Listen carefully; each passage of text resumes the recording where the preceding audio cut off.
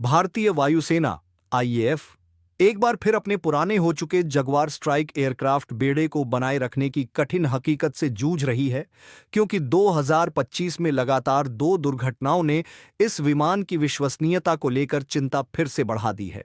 सबसे हालिया घटना 2 अप्रैल को गुजरात के जामनगर के पास हुई, जहां एक ट्विन सीटर जगुआर विमान गंभीर तकनीकी खराबी के कारण दुर्घटनाग्रस्त हो गया और फ्लाइट लेफ्टिनेंट सिद्धार्थ यादव की जान चली गई। इससे पहले साल की शुरुआत में हरियाणा के पंचकूला के पास भी एक जगुआर विमान हादसे का शिकार हुआ था।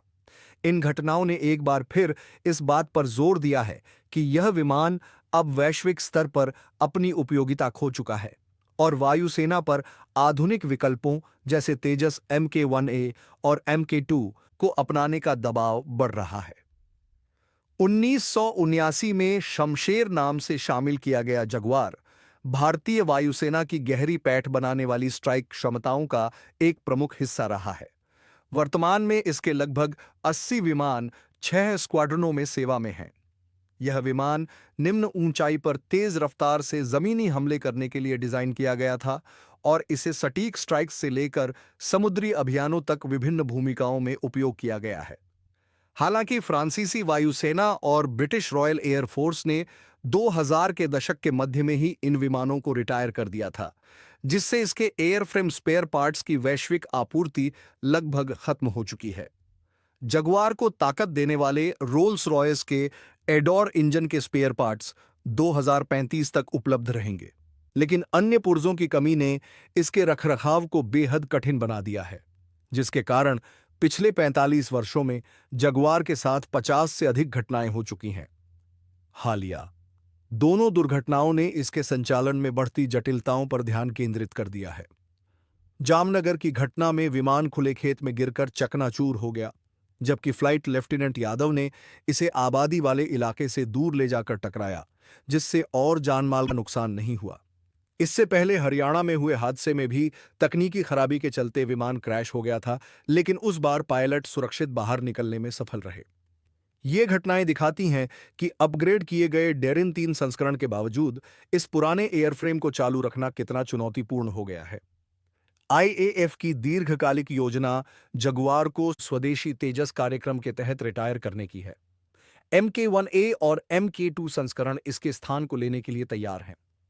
सूत्रों के अनुसार 97 अतिरिक्त तेजस Mk-1A विमान, जो प्रक्रिया में हैं, 2028 से 39 तक पुराने डेरिन 1 स्क्वाड्रनों की जगह लेने लगेंगे।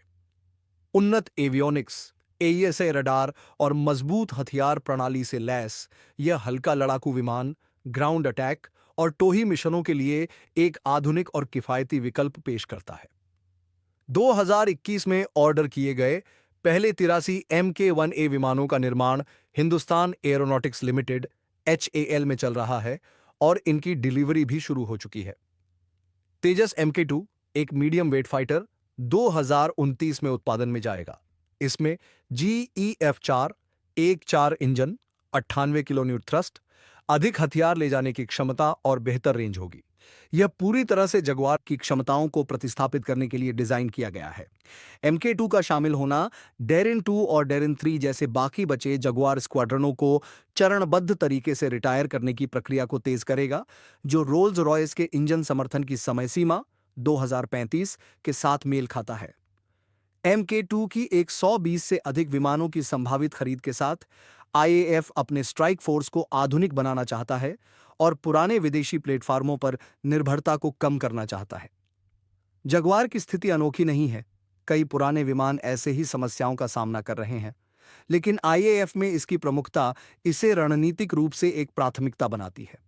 इसकी बहुमुखी प्रतिभा इसकी ताकत रही है, लेकिन लगातार होते हादसे और रखरखाव की चुनौतियां अब इसके जल्द से जल्द रिटायरमेंट की मांग कर रही हैं।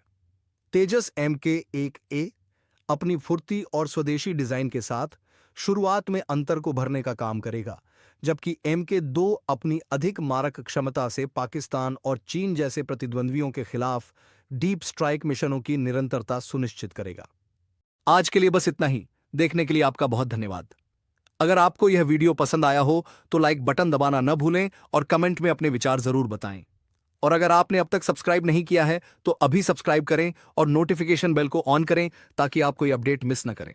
आपका समर्थन हमारे लिए बहुत मायने रखता है और चैनल को बढ़ने में मदद करता है। अगले वीडियो में मिलते हैं।